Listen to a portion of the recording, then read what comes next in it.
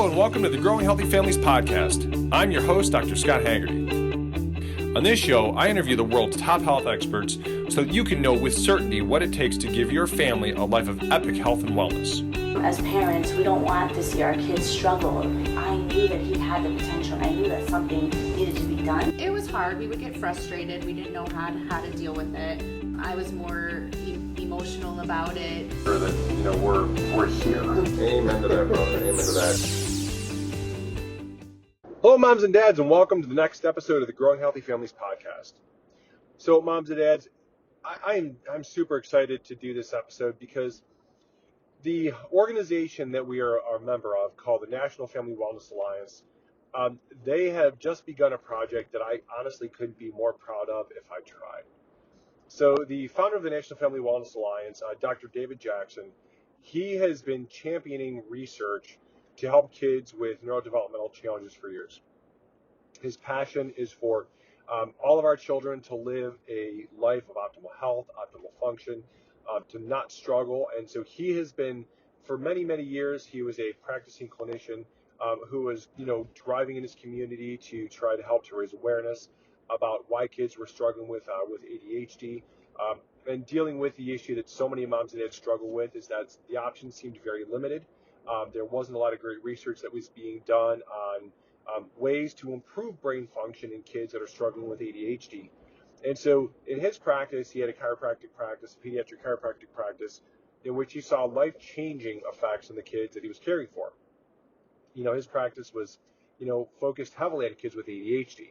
And so for many, many, many years, his sole passion was trying to increase awareness and to raise parents' awareness of the way that the brain was changing when the kids in his community were getting adjusted, and trying to mobilize the moms and dads to tell their stories. And he did a tremendous job in making the impact in his community. And as he got to a place where he moved out of clinical practice, his passion became trying to create a community of doctors that could make the same impact.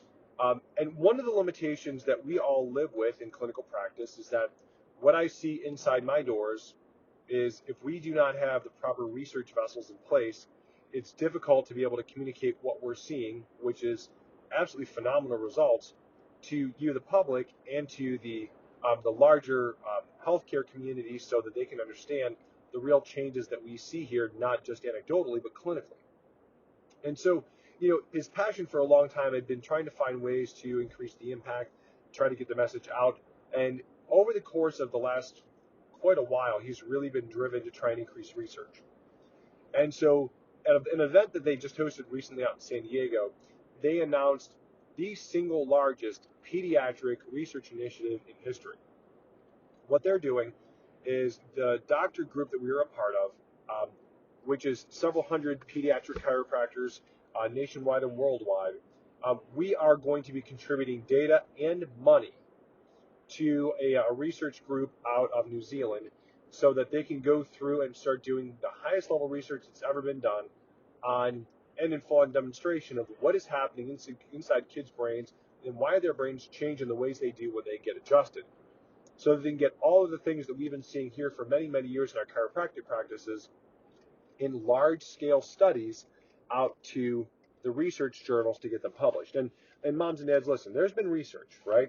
There's been lots of case studies and lots of small-scale studies. But when we're talking the amount of data that we're going to actually be digging into, we're talking into the millions of scans.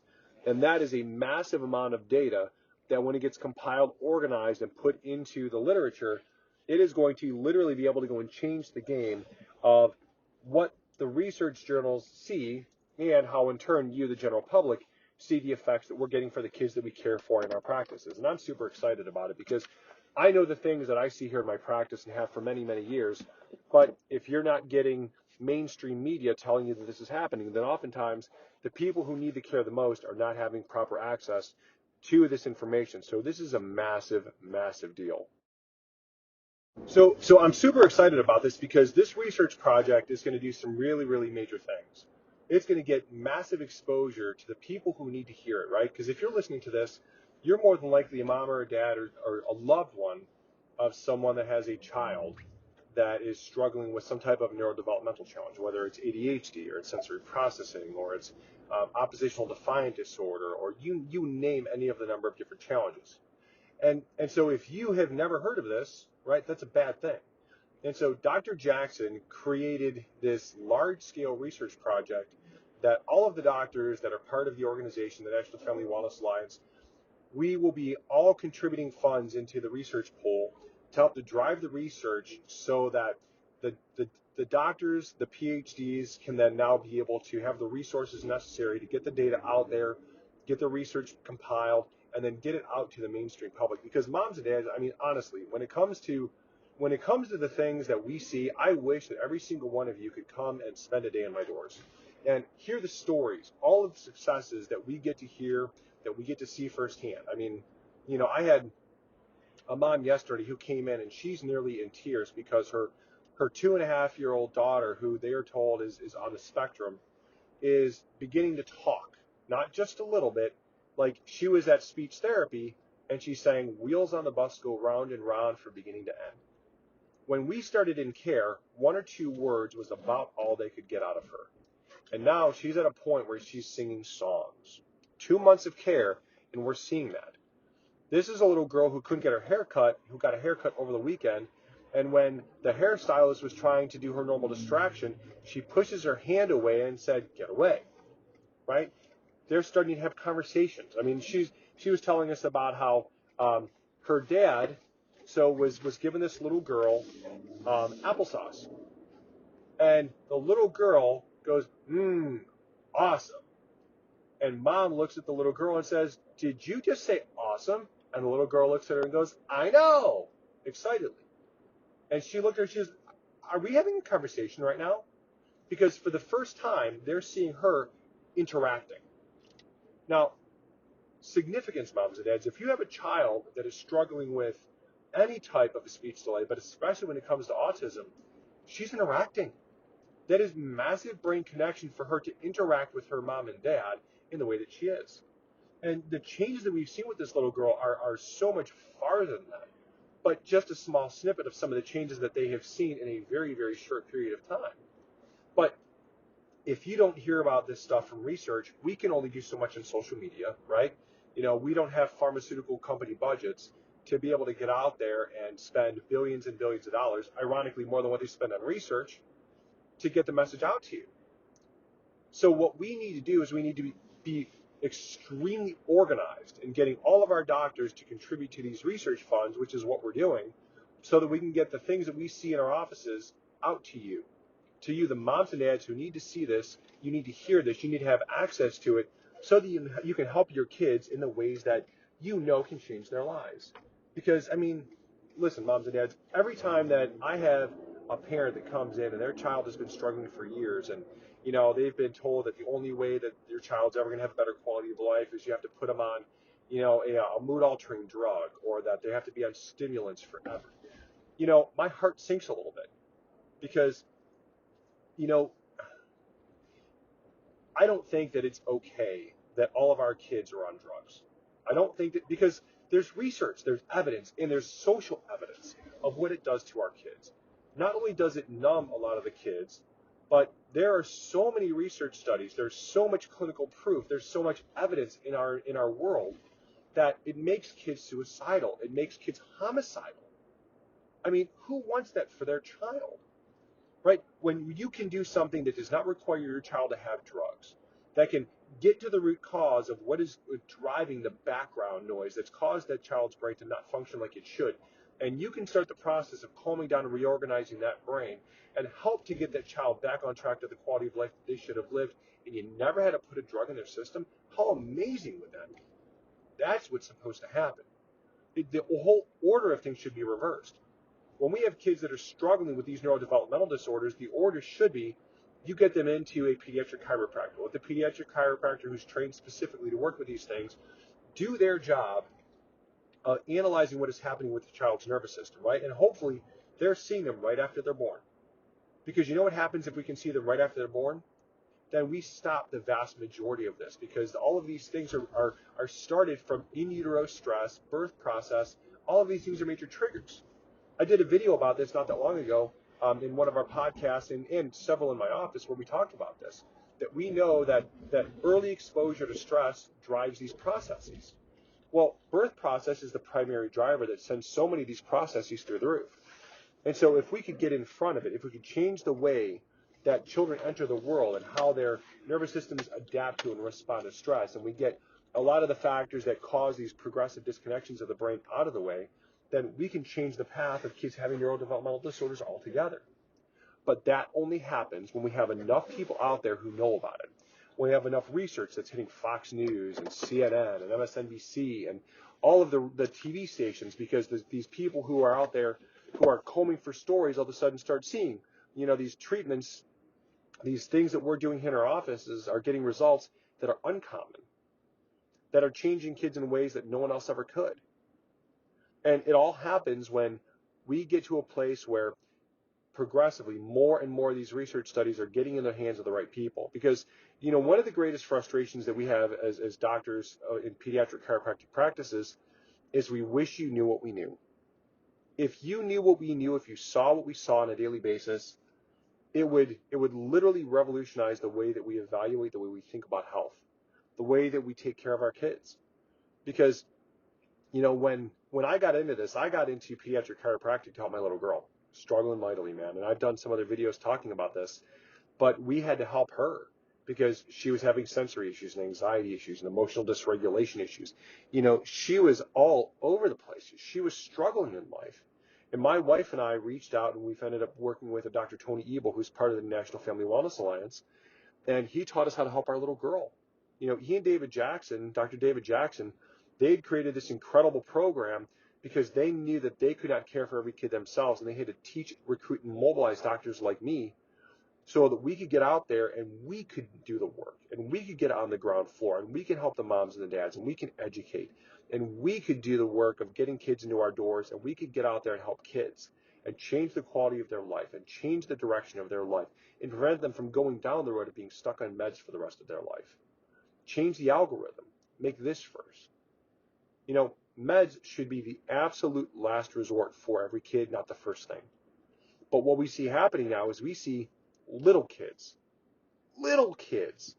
on medicines that should never be put into their bodies. Think about it. You have kids who are being put on guanfacine, blood pressure medicines, things that they give to adults who have high blood pressure, but they're using it to treat ADHD. They should never be on this stuff. They're putting kids on mood-altering medicines like Zoloft.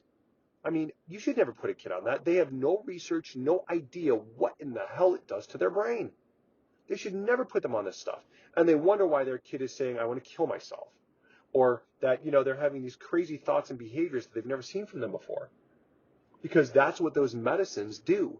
They alter their brains in really, really critical ways. They make them have thoughts that they never would have had otherwise. And so if we can change it so that what becomes first is what should be first. Get a kid into a pediatric chiropractor's office. Let us evaluate them. Let us find out what is happening.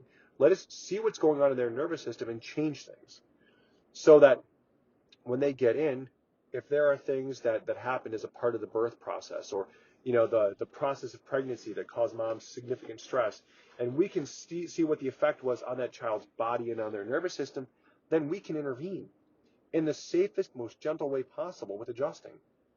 What's crazy about this, moms and dads, like when you adjust a baby, okay, and I've adjusted many hundreds, the amount of force that's used to adjust a baby with a hand, because we use a fingertip of our fifth finger, we use the fingertip to adjust the top of their neck with no more force than what you would put on your eyeball. It's amazing. Yet it has these amazing effects on changing the way that a baby's brain works. I had a baby that I took care of one time where the baby was on a respirator for quite some time. Heart rate was way up. There was, low blood saturation for oxygen.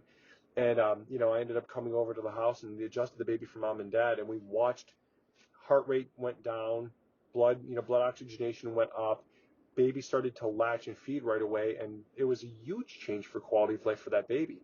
And progressively, as we cared for that baby was able to get off of the respirator, and we watched all of these things change because we got in and we dealt with what was the most critical thing. We changed that baby's nervous system because there were things that were happening at the level of the spine that were altering the way that that child's brain and that child's body were able to connect, talk, work, right?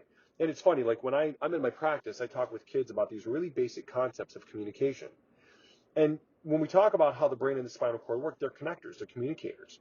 And if we're born and the parts of the brain that need to talk to things like our heart, our lungs, our immune system, if there are things that are happening at the level of the spine and spinal cord that are disconnecting them, do you think it's physically possible for that child's body to be able to respond like it's supposed to when a virus or a bacteria comes in, or to be able to digest our food, or to be able to get food from the esophagus down to the stomach, or to clean out the inner ears so that we don't get chronic ear infections, or to control sensory input coming in from the environment?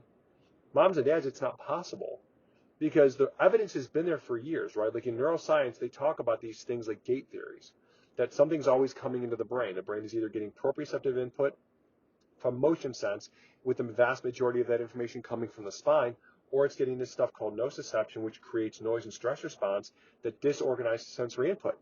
Simple equation. The spine is the driver of organization for all sensory input. If the spine's not giving the information that it should to the brain, then the brain gets stressed. And when the brain gets stressed, the brain can become disconnected. The right and the left hemisphere can get out of sync. It can affect autonomic regulation. It can affect immune function. It can affect balance and coordination.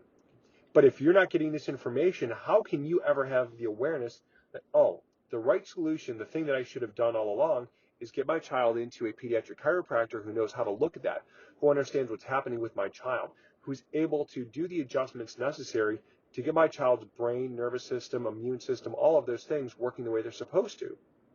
And moms and dads, this is the point of everything that we're doing. When Dr. Jackson piloted this project and he rolled it out to our doctors, I was overjoyed. Because what it's going to do is it's going to solve a massive, massive, massive issue. It's going to put the information in front of you. It's going to put it in there from the highest sources. So instead of us, the doctors who are in the field, seeing it and trying to tell as many people as we can, you're going to get it from the highest level research journals, but it's going to hit the media. And it's going to get out there in ways that is essential, because we live in an evidence-based world, which is good. We just need that evidence to get into your hands so that you can understand what resources are there and available to help your child. So that if you have a child that's dealing with ear infections, well, you can then understand the connection between your child's ear infections and then later speech delays, or it potentially being a potential sign of that child having the precursors for ADHD.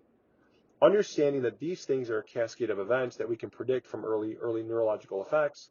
But then if you know that, oh my gosh, I see my kids had 5 ear infections in the first couple of years of life, this is likely going to affect things like speech development and hearing, but also it predisposes my child to having things like ADHD, then you're going to take a different action. Because if you don't want to put your child on an amphetamine, which is what all of the Focalins and the Ritalins and all that stuff are, then you're going to say, you know what, the safest, most gentle, best thing for me is I get my child into a pediatric chiropractor, I get them adjusted, and they can start getting the nervous system to do what it was supposed to do. My child's brain heals and reconnects, and all of a sudden, not only is my child's immune system working like it's supposed to, but also we're preventing the likelihood of them going down the pathway for ADHD. Moms and dads, I'm super excited about this.